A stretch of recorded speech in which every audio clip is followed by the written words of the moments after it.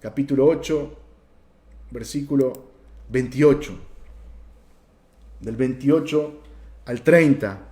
Vamos a leerlo y luego vamos a ir mirando un poquito qué nos enseña Dios en este texto, ¿no? Dice, y sabemos que a los que aman a Dios, todas las cosas les ayudan a bien. Esto es, a los que conforme a su propósito son llamados. Porque a los que antes conoció, también los predestinó para que fuesen hechos conforme a la imagen de su Hijo, para que Él sea el primogénito entre muchos hermanos. Y a los que predestinó, a estos también llamó. Y a los que llamó, a estos también justificó. Y a los que justificó, a estos también glorificó. Como les decía en un principio, este es un pasaje muy conocido. Un pasaje que muchas veces ha sido predicado. Seguramente que usted ha escuchado prédicas acerca de este pasaje.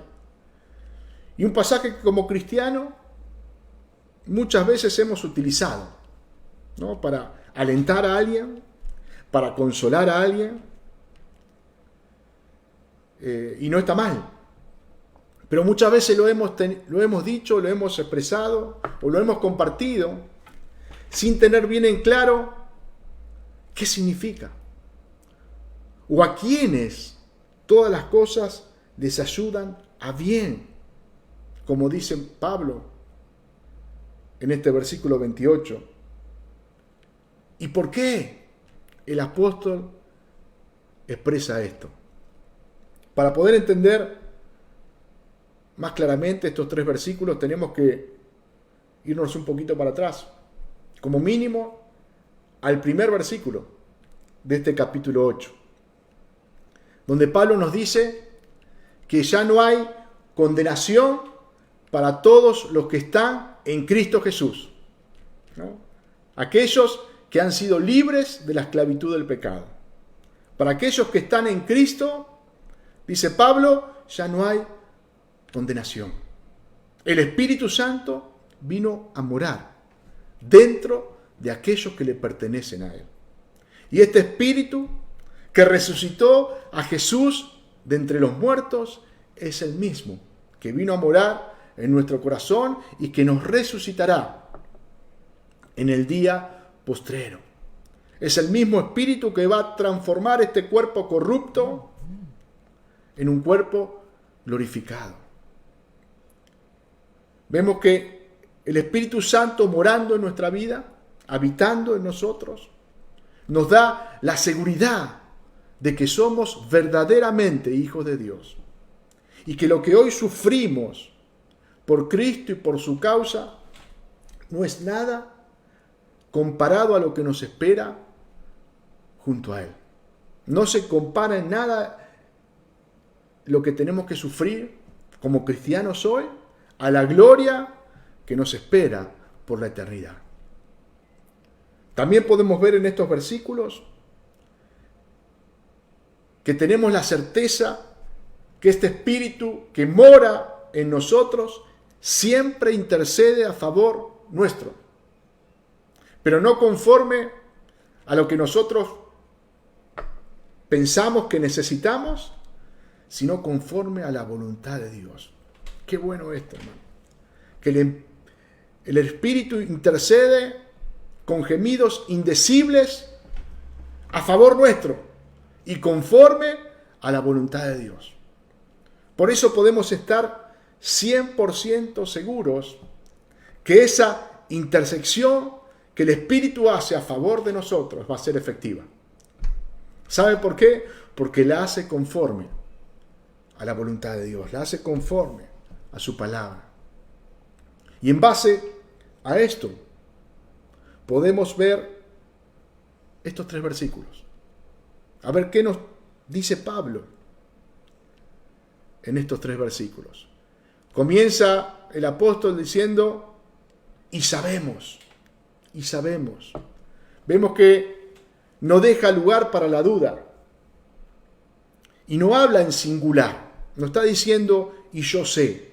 Sino que dice, y sabemos. Quiere decir que se incluye él, incluye a los demás cristianos a todos aquellos que están en Cristo, a todos aquellos que ya no están bajo la condenación. Y sabemos, dice, que aquellos que estamos hoy en Cristo, que los que aman a Dios, todas las cosas les ayudan a bien. Este sabemos nos muestra una seguridad, una certeza. Pablo está diciendo, no hay duda. No queda margen para la duda que aquellos que estamos en Cristo, aquellos que le pertenecemos a Él, todas las cosas que suceden en nuestra vida es para bien. Esto es muy importante, hermano. Es muy importante que podamos tener bien claro que esta palabra es para aquellos que están en Cristo. Es para aquellos, como dice el apóstol, que aman a Dios. Y esto es muy importante que lo podamos entender. Y que ahora que estamos estudiando este libro de Romanos, hemos visto en el capítulo 5 de Romanos que dice que el amor de Dios ha sido derramado en nuestros corazones por medio del Espíritu Santo. Quiere decir que antes no teníamos el amor de Dios. Pero cuando recibimos a Cristo, cuando conocimos a Él, cuando reconocimos nuestro pecado, nos arrepentimos y fuimos a Él en arrepentimiento y fe y creímos en Él como nuestro Salvador, como nuestro Señor, dice que por medio de su Espíritu Dios derramó en nuestros corazones de su amor. Porque hoy podemos escuchar a muchas personas que dicen, yo amo a Dios, ¿no? Yo no sé si usted ha escuchado esa frase, pero yo la he escuchado varias veces. Yo amo a Dios. Y algunos dicen, bueno, yo amo a Dios a mi manera, ¿no? Y como el amor es algo abstracto, que no lo podemos ver, muchas personas creen que están amando a Dios. Y encima expresan que ellos aman a Dios a su manera. Pero vamos a ver cómo la palabra nos enseña de cómo amamos a Dios. ¿Quiénes aman a Dios? Juan, en 1 de Juan 4:10, nos dice, en esto consiste el amor. No que nosotros hayamos amado a Dios, sino que Él nos amó a nosotros y envió a su Hijo en propiciación por nuestros pecados. Fíjese que Juan está diciendo que el amor que nosotros podemos tener para con Dios hoy, era imposible que lo tengamos antes de conocerle. Porque dice que no es que nosotros hayamos amado a Dios, sino que Él nos amó a nosotros y envió a su Hijo en propiciación por nuestros pecados. Acá vemos ¿cuál es el vínculo para con Dios? Cristo. Aquella persona que no está en Cristo, es imposible que pueda amar a Dios. Hemos visto en capítulos anteriores de Romanos que el hombre era enemigo de Dios y que no buscaba a Dios, sino que huía de Dios. No amaba a Dios, no quería saber nada con Dios. ¿Y por qué hoy el hombre puede acercarse a Dios? ¿Por qué hoy el hombre puede amar a Dios? Porque Dios le amó primero. Porque Dios, vamos a ver más adelante, lo escogió. Porque Dios puso fe en él. Porque Dios lo redimió a través de la sangre de Cristo. Y ese amor de Dios fue derramado, como hemos visto, en su corazón. Y hoy puede amar a Dios. Antes era imposible. Por eso, esos que dicen, yo amo a Dios a mi manera, no existe. No es verdad. Esa es una mentira de Satanás. ¿Sabe que Satanás es el príncipe de las mentiras? Él es el gran engañador. Y busca convencer a que podemos amar a Dios a nuestra manera. Yo lo amo a mi manera. Pero la palabra de Dios, que es la verdad, nos enseña que la única manera en la cual podemos amar a Dios es si el amor de Él ha sido derramado en nuestro corazón. Y solamente podemos recibir ese amor en nosotros cuando estamos en Cristo, cuando hemos sido reconciliados con Él.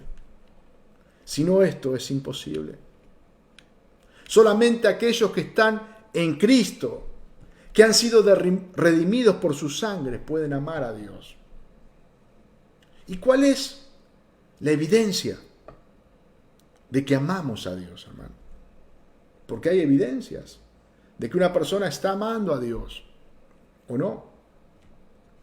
San Juan 14, 23, Jesús respondió y dijo, el que me ama, mi palabra guardará. Y mi Padre le amará y vendremos a Él y haremos morada con Él.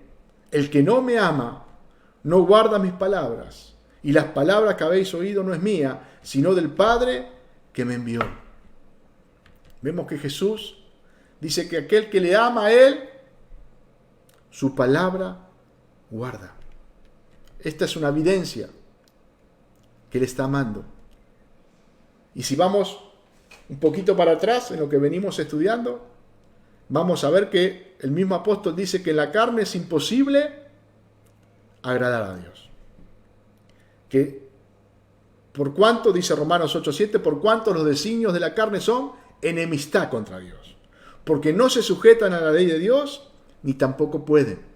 Y los que viven según la carne no pueden agradar a Dios. Mas vosotros no vivís según la carne, sino según el Espíritu. Si es que el Espíritu de Dios mora en vosotros. Y si alguno no tiene el Espíritu de Cristo, este no es de Cristo. Hermanos, si yo puedo amar a Dios, es porque estoy en Cristo. Si yo puedo obedecer la palabra, es porque estoy en Cristo. Porque el Espíritu de Dios mora en mí.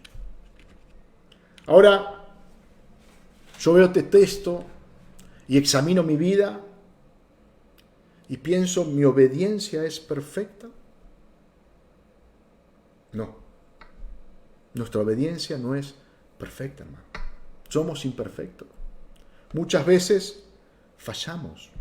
Muchas veces no obedecemos lo que Dios nos dice. Hemos visto en el capítulo 7 cómo el apóstol Pablo expone esta lucha entre la carne y el espíritu, entre el pecado que mora en sus miembros y el deseo vivo que él tiene de agradar a Dios. Y esa lucha es una lucha constante que el cristiano tiene. Por eso podemos decir que nuestro amor a Dios no es un amor perfecto, no es un amor completo. No lo amamos como realmente lo tendríamos que amar. Pero estamos en esta lucha diaria. Como dice el apóstol, porque no hago el bien que quiero, sino el mal que no quiero, eso hago. Y es una lucha constante y muchas veces fracasamos, muchas veces fallamos. Pero cuando esto sucede en nuestra vida, vamos a Él en arrepentimiento, buscando su gracia, buscando su perdón. ¿Saben por qué? Porque deseamos obedecerle. Porque amamos su palabra. Por eso está esa lucha en nosotros. Sabemos que ese amor hacia Él no es perfecto. Sabemos que esa obediencia hacia Él no es perfecta. Pero deseo obedecerle. Aborrezco el pecado y deseo obedecer sus mandamientos. Anhelo hacerlo. Hermanos, hemos visto que Dios en Cristo nos ha libertado de la esclavitud del pecado para que vivamos para Él. Por eso hoy está ese deseo vivo en nuestro corazón de hacer su voluntad. Y cuando esto no sucede, estamos mal. Cuando esto no sucede, muchas veces nos sentimos frustrados. Pero Dios nos ha dado los medios de gracia para que no vivamos en derrota, sino que vivamos en victoria. Sabemos que no somos más esclavos del pecado, ya no estamos más bajo su dominio, sino que estamos bajo el dominio de Jesucristo. Y podemos ir constantemente a su trono, buscando su gracia, su misericordia, su perdón para nuestra vida. Y sabe que el verdadero cristiano cada día va al trono de Dios. Cada día necesita presentarse delante de Él, buscando su gracia, buscando su perdón, hermano. Por eso el apóstol dice que a los que aman a Dios, todas las cosas les ayudan a bien. Está diciendo todo obra conjuntamente para el bien de aquellas personas que están en Cristo, de aquellas personas que aman a Dios, de aquellas personas que quieren obedecer su palabra. Dios permite situaciones en nuestra vida con un propósito, hermano. La palabra todo es muy amplia. Abarca muchas cosas. Hasta cosas que a veces nosotros ni pensamos y que Dios tiene en cuenta. Muchas veces en nuestra humanidad vemos que nos suceden cosas buenas, cosas que para nosotros son una bendición. Y decimos, gracias Señor, gracias Padre, porque tú siempre estás ahí. Ahora cuando nos viene algo que nos parece malo y que es malo, y que nos hace afligir o nos hace sufrir, qué difícil es decirle gracias Señor. Gracias Padre. Pero qué importante entender que todo lo que sucede en mi vida es permitido por Dios. Y si yo estoy bajo su voluntad, si yo estoy en Cristo, hermano, las cosas que Dios permite van a ser para mi bien. Hasta muchas veces correcciones, hermano. Dice el libro de Hebreos que Dios al que ama, disciplina, corrige. Y esa disciplina al principio no me gusta, pero luego sí. ¿Saben por qué? Porque entiendo que esa disciplina es lo que estoy necesitando. ¿Para qué? Para ser un siervo fiel, un siervo obediente. Dios me corrige, hermano. Y cuando Dios me corrige, me está mostrando su amor. Y aunque esa corrección muchas veces no me guste, tengo que darle gracias a Dios, porque es para mi bien. Tengo que darle gracias a Dios, porque Él está obrando su perfecta voluntad en mi vida. Hermanos, a veces hay cosas que suceden en nosotros o alrededor nuestro, en lo cual nos preguntamos, ¿y por qué sucede esto? Señor, ¿por qué tengo que pasar por esto? Pero cuando vamos a su palabra, hermano, cuando entendemos este texto, rápidamente podemos contestarnos porque Dios tiene un propósito, porque Dios tiene un plan para cada uno de sus hijos, hermano. Aunque muchas veces no entendamos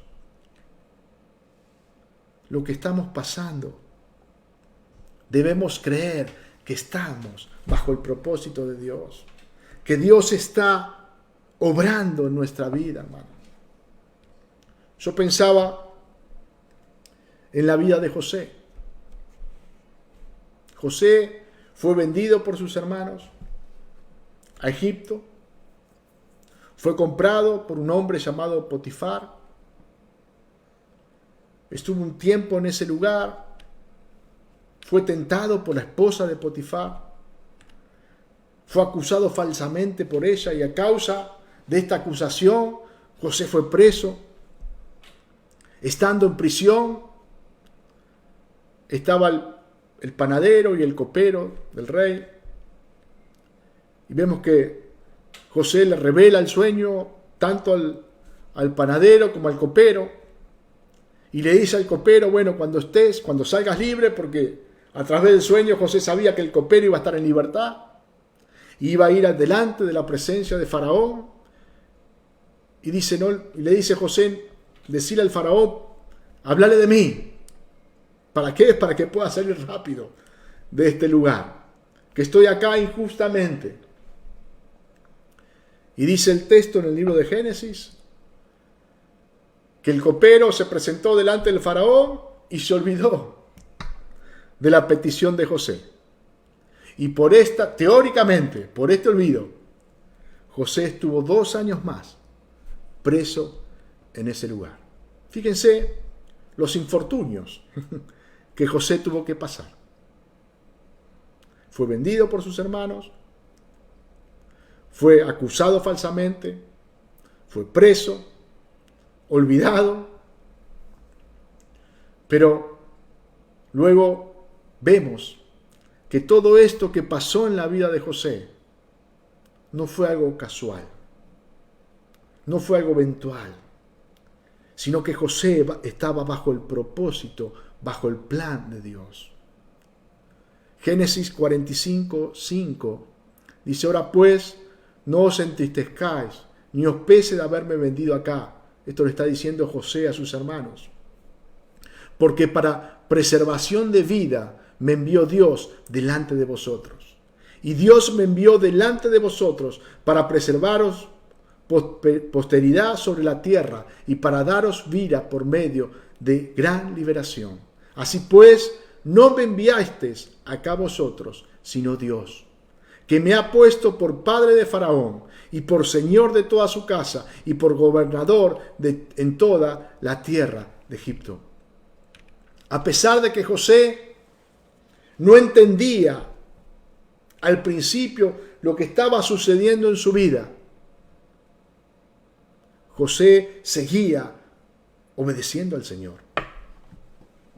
Y vemos que después de un tiempo, José entendió que todo lo que sucedió, las cosas buenas y también las cosas malas, eran el propósito, el plan de Dios para su vida.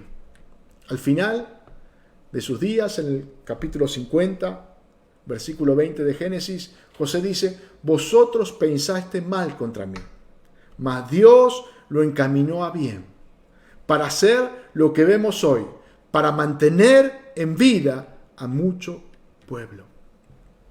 Hermano, José entendió que todo lo que él tuvo que pasar en esos años era un plan que Dios tenía para su vida y a través de él para su pueblo. Hermano, cuando Dios obra en nosotros, no solamente para nuestra vida va a afectar a otros. Muchas veces somos un instrumento de parte de Dios para alcanzar a otros. Y Dios usa distintos medios. Y Dios obra de distintas maneras. Pero si estamos en Cristo, pero si le amamos a Él, debemos estar seguros que todo lo que sucede en nuestra vida es para bien. Es para bien. ¿Por qué? Porque Dios tiene un propósito a través de eso. Por eso, la segunda parte de este versículo 28 dice, y todas las cosas les ayudan a bien, esto es, a los que conforme a su propósito son llamados. Primeramente, este texto nos enseña que nadie puede amar a Dios si no ha sido llamado, si no ha sido escogido por Él.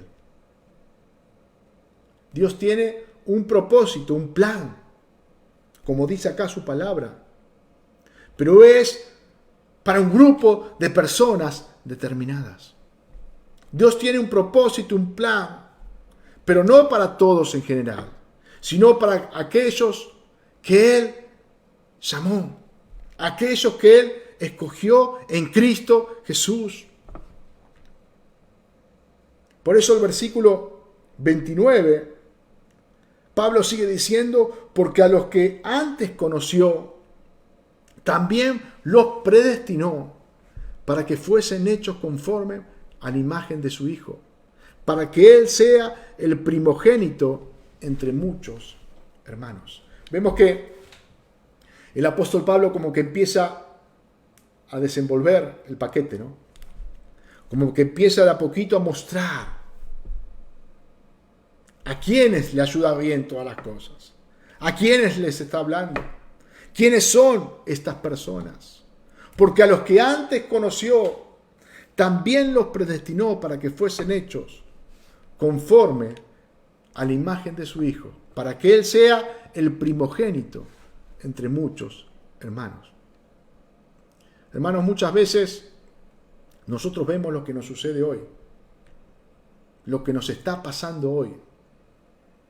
Pero Dios nos muestra a través de su palabra que el propósito de Él para nosotros abarca toda la eternidad.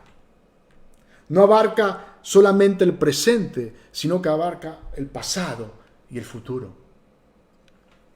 En este versículo, Dios nos habla de toda la eternidad.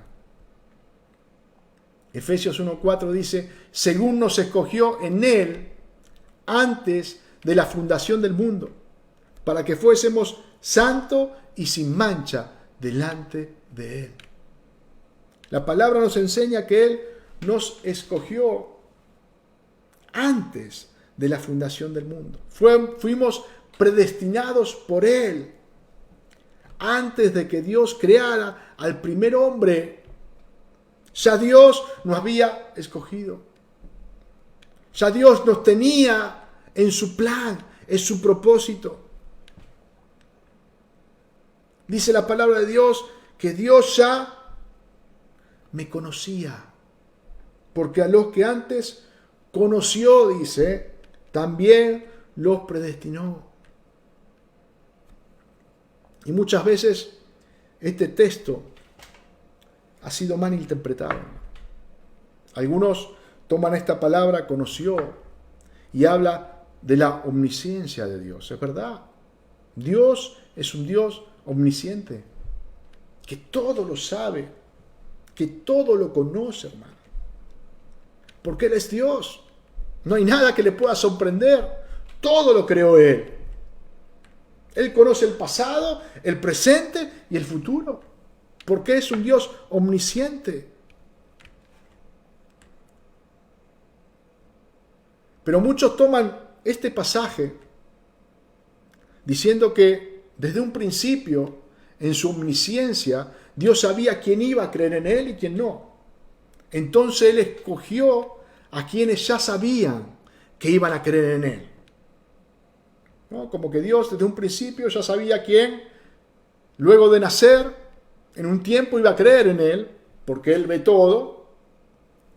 Entonces Dios escogió a esas personas. Y eso no es lo que la Biblia me enseña, hermano. Eso no es bíblico. La Biblia nos enseña que la fe es un don de Dios y que no proviene de nosotros. No es que nosotros de golpe por nosotros mismos pudimos creer. Entonces aceptamos a Cristo en nuestro corazón. No. Efesios 2:8 nos dice que porque por gracia sois salvos, por medio de la fe. Y esto no de vosotros, pues es don de Dios. Vemos que la fe es un don de Dios. No pertenece a nosotros. Jesús dijo, ninguno puede venir a mí si el Padre que me envió no le trajere. Y yo le resucitaré en el día postrero. Ninguno puede venir, dice Jesús, si el Padre no le trajere. Entonces, ¿de qué conocimiento nos habla Pablo acá? Cuando acá dice que Él nos conoció desde antes, desde el principio. ¿De qué conocimiento me está hablando Dios? Hermano, me está hablando que en su soberanía a Él le ha complacido escoger a ciertas personas. Me está hablando del amor selectivo de Dios. No habían nacido, pero Dios ya le reconocía como suyas, hermano. Porque dice que Él nos escogió desde el principio, desde antes de la fundación del mundo, por el puro afecto de su voluntad. No es algo que nosotros pudimos hacer o porque Él vio algo distinto en nosotros, no. Fue por su amor, por su gracia, hermano. Que Dios nos escogió, que Dios nos llamó para que seamos suyos. Este tema lo vamos a ver con mayor profundidad en el capítulo 9, en el capítulo que viene después. Pero es importante que podamos entender esto.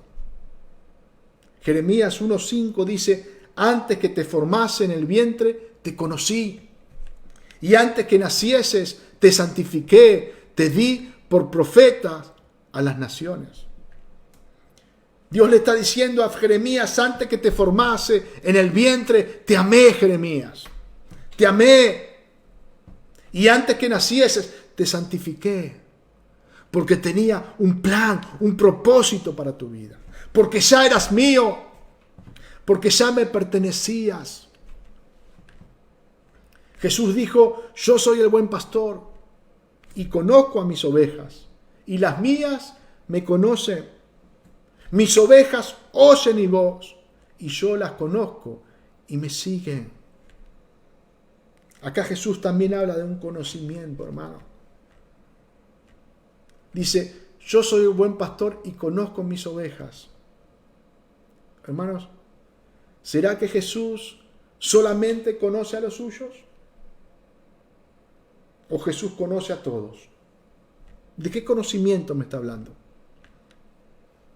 Porque si Jesús conociera, interpretando solamente en el conocer, en la palabra que nosotros entendemos por conocimiento, solamente a los que son suyos, como dice acá, se estaría contradiciendo con Juan capítulo 2, versículo 24, que dice: pero Jesús mismo no se fiaba de ellos, porque conocía a todos y no tenía necesidad de que nadie le diese testimonio del hombre, pues Él sabía lo que había en el hombre. Vemos que nos está hablando de otro tipo de conocimiento. Nos está hablando de un amor especial por aquellos que son suyos, por aquellos que el Padre se había predestinado antes de la fundación del mundo y se los entregó a Él.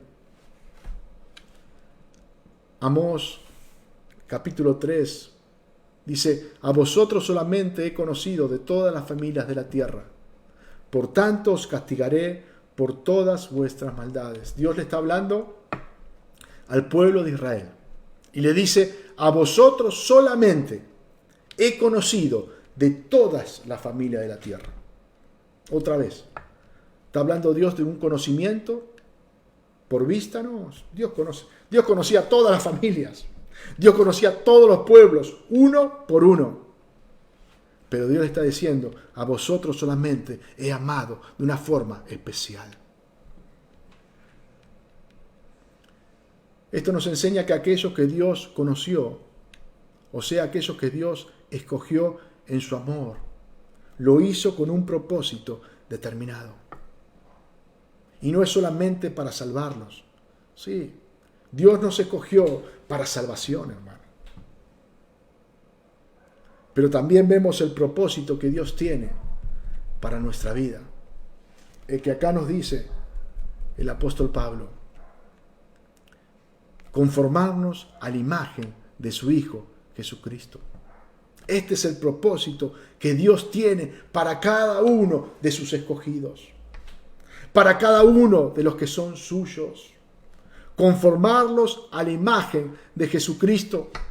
Dios quiere que cada uno de nosotros lleguemos a ser iguales a Jesús. Y hermanos, si nosotros miramos nuestra vida, podemos decir cuánto nos falta. Y si nosotros miramos nuestra capacidad, podemos decir, es imposible. Pero ¿sabe una cosa? Dios lo ve como hecho. Dios lo ve como un producto terminado. Dios ya empezó esa obra en nuestra vida y no va a parar hasta concluirla, hasta terminarla. Por eso ese pasaje de Filipenses, hermanos, tantas veces los ponemos, porque es una realidad. Lo que el apóstol Pablo le dice a los hermanos en Filipo no era solamente para ellos, sino es para nuestra vida hoy. Estoy persuadido, dice el apóstol, estoy seguro que aquel que comenzó la buena obra en vosotros la perfeccionará hasta el día de Jesucristo, hermano. Y esa tiene que ser nuestra seguridad, de aquel que comenzó la obra, la habrá a perfeccionar. ¿Y cuál es la obra que Dios comenzó? Hacernos iguales a Jesús. Es como si Él tuviera un molde, ¿no? Y ese molde es Jesucristo. Y Él nos va puliendo, Él nos va moldeando cada día para que nosotros entremos en ese molde. Es un proceso, hermano. Es un tiempo. Es una obra de gracia que no podemos hacer nosotros, sino que la hace Dios por medio de su Espíritu en nosotros. Si nosotros debemos ocuparnos, como dice el apóstol en Filipenses.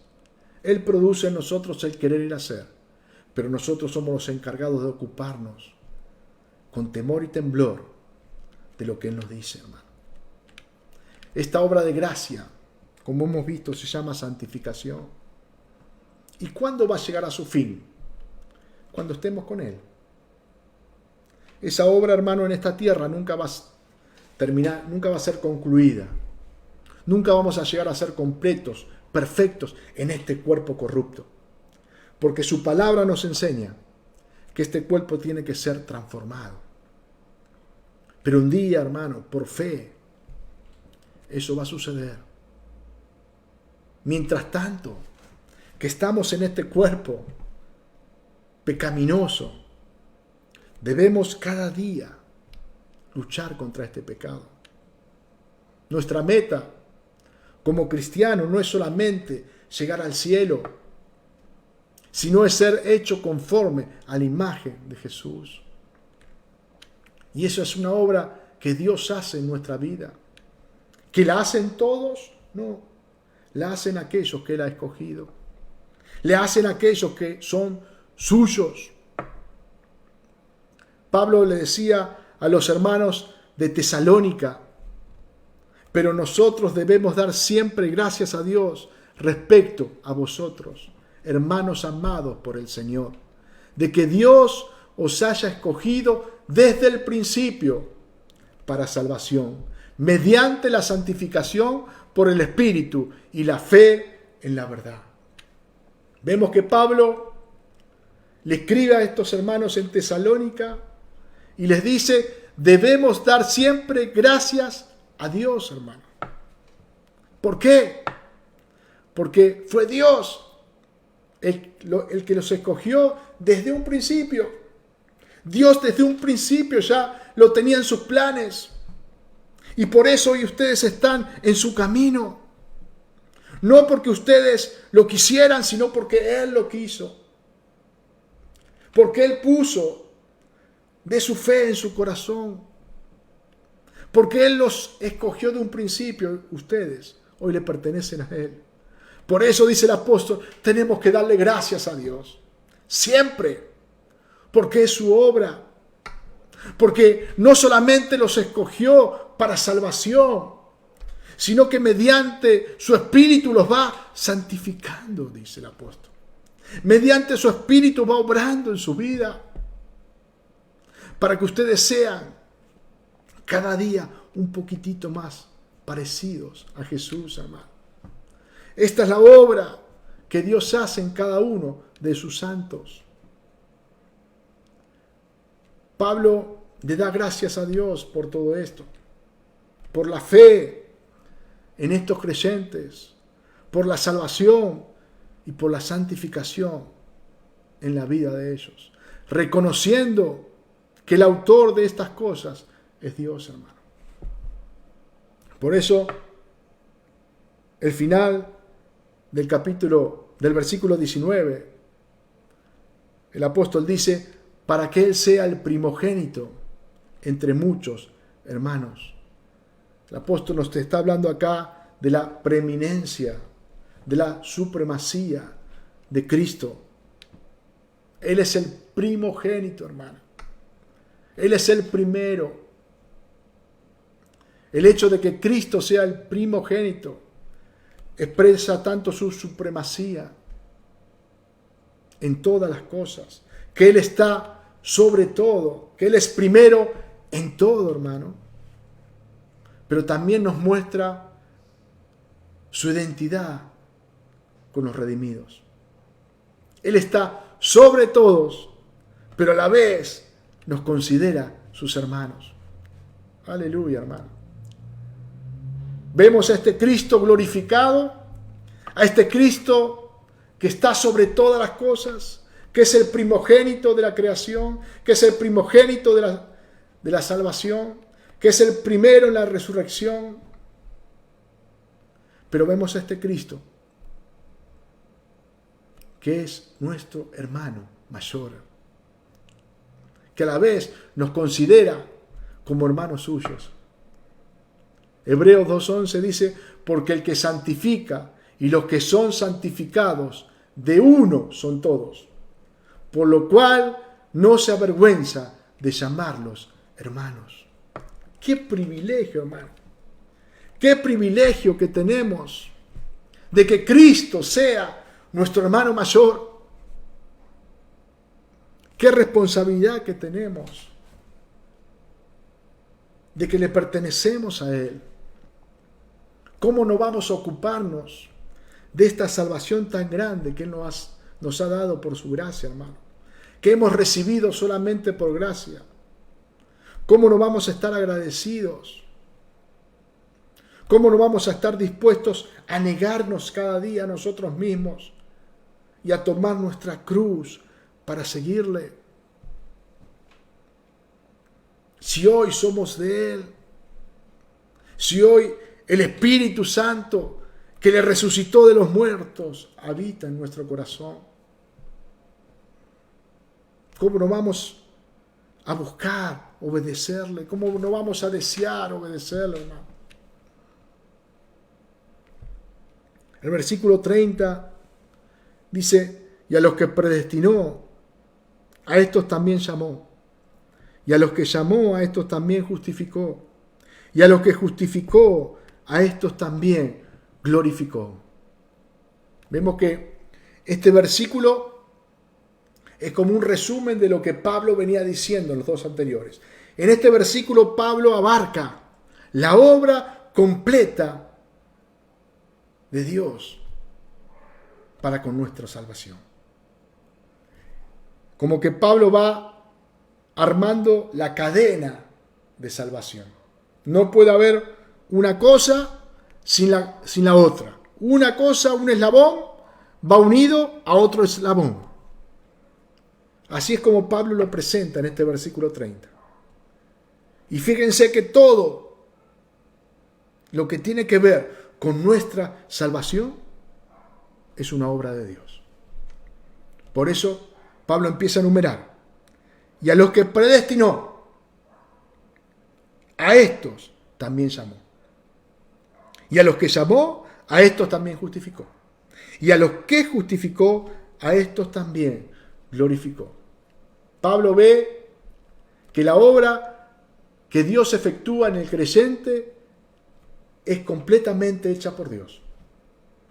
Es el mismo Dios que predestina, que llama, que justifica y que glorifica. Hermanos, fíjense que Pablo está viendo no solamente que Dios hace toda la obra, sino que Pablo está viendo que Dios concluye la obra. Está hablando en pasado de algo que todavía no sucedió. Está diciendo que Dios glorificó y que eso no sucedió, hermano. Porque la glorificación va a ser el día que estemos en su presencia, el día que este cuerpo sea transformado. Yo no sé qué cuerpo voy a tener, pero sí sé que este cuerpo mortal, este cuerpo pecaminoso no va a estar más. Y ese día vamos a estar delante de su presencia. Y para estar delante de su presencia, para verle cara a cara, debemos tener un cuerpo glorificado. Y Pablo está hablando de esto como algo que ya sucedió, pero que todavía no sucedió. ¿Por qué? Porque Pablo ve la obra consumada, la obra terminada. Pablo ve que lo que Dios comienza, lo termina. Y gloria a Dios por esto, hermano.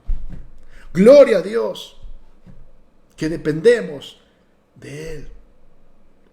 Primera de Juan 3:2 dice: amados, ahora somos hijos de Dios y aún no se ha manifestado lo que hemos de ser.